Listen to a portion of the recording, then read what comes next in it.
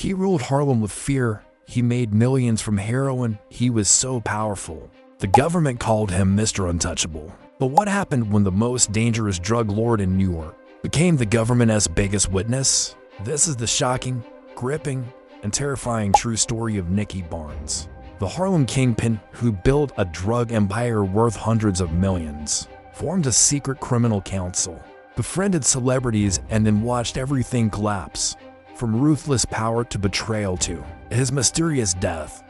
This is the rise and fall of Harlem's most feared drug lord.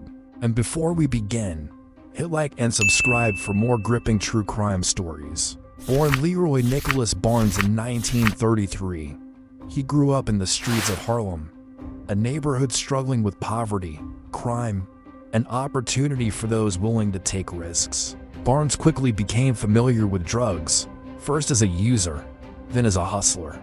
A prison sentence in the 1960s changed everything. Behind bars, Barnes studied the drug trade like a business blueprint. He learned distribution. He learned loyalty. He learned power. When he walked out, he wasn't just a criminal. He was building an empire. The late 1960s and early 1970s saw heroin flooding New York City. Barnes moved quickly. He created a highly organized distribution network, selling high-purity heroin under brand names like a corporate enterprise. His product was so strong it dominated Harlem streets. He worked alongside and competed with major figures like Frank Lucas, famous for importing heroin directly from Southeast Asia, Guy Fisher, a powerful Harlem operator, Ishmael Muhammad, another major underworld figure. Together, and sometimes against each other, they controlled New York's most lucrative drug markets. Barnes wasn't just selling drugs, he was running a corporation of crime. To maintain power, Barnes formed a secret organization known as the Council. This group of top drug dealers controlled pricing, territory, supply chains, enforcement, discipline for betrayal.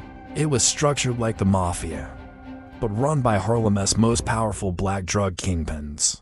Violence enforced loyalty.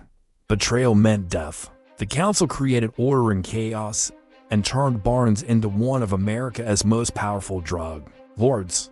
By the mid-1970s, Nicky Barnes was earning millions every year. Estimates suggest his operation generated tens of millions annually, equal to over $150 million to $500 million in today's 2026 value when adjusted for inflation and drug market scale. He lived like royalty. Luxury apartments, expensive cars, designer suits, extravagant parties. He mingled with entertainers, musicians, and public figures, moving comfortably between the criminal underworld and celebrity circles. Then came the moment that sealed his fate. In 1977, he appeared on the cover of the New York Times magazine, publicly labeled Mr. Untouchable. Power had turned into visibility. Visibility turned into danger.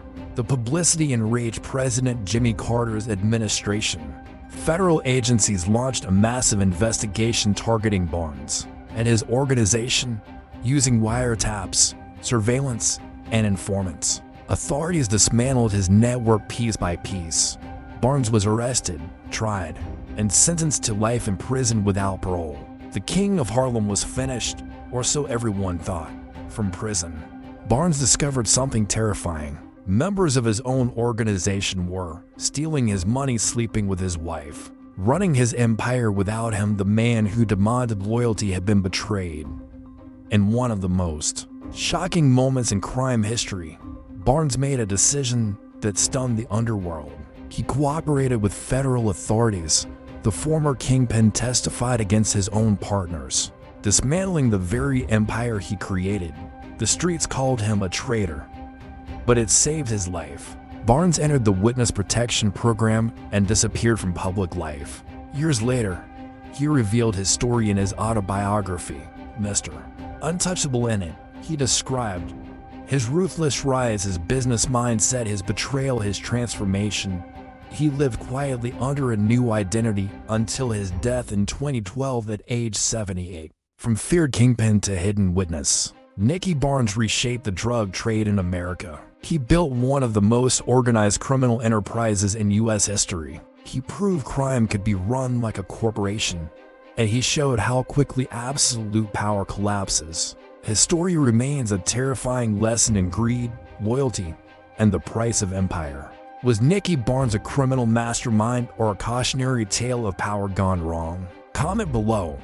Like this video if you enjoy gripping true crime stories. Subscribe for more shocking crime histories every week, because the most dangerous stories are real.